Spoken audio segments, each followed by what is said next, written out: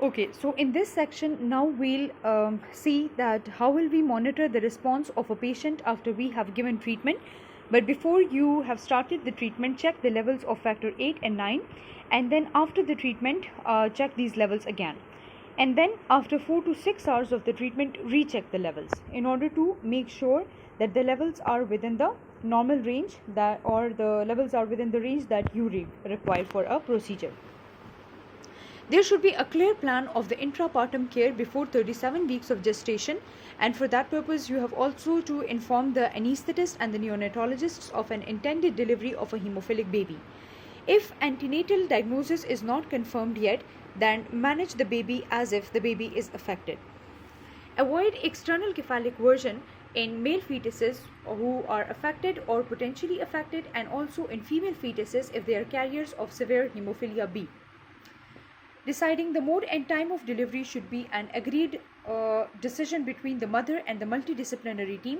For example, elective lower segment C-section should be performed in the affected and the unknown male fetuses. There should be a planned vaginal delivery for the babies, for the female babies, and you have to leave it for spontaneous delivery. The planned induction of labor can be done in two cases. For example, the case where a female is far away from a specialist service, that is the distance of travel is more, and there are other associated obstetric factors. Avoid ventouse and mid-cavity forceps in order to reduce the risk of intracranial hemorrhages, and avoid fetal blood sampling and fetal scalp electrode in moderate and severe, and it can be done in mild cases, but the decision has to be taken by a senior hematologist. In cases of analgesia and anesthesia, for the removal or the insertion of an epidural catheter or the spinal anesthesia, the level should be maintained at 0.5 IU per ml or more than that.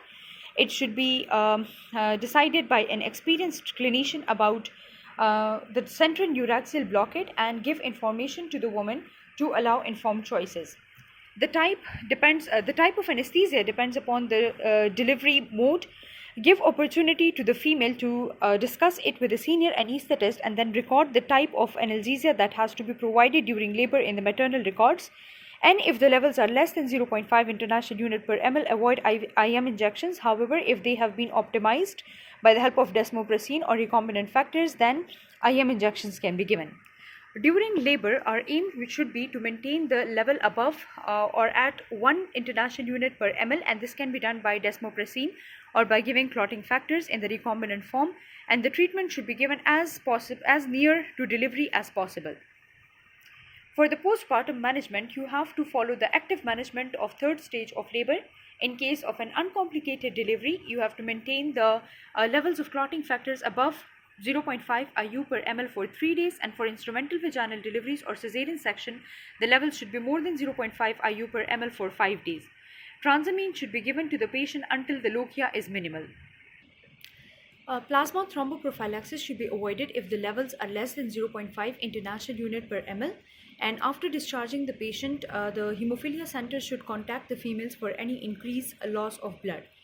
And now coming towards neonatal management, a plan for the diagnostic testing after delivery by the cord blood samples should be documented in every management plan for the female, and interpret the coagulation results by the help of age reference values.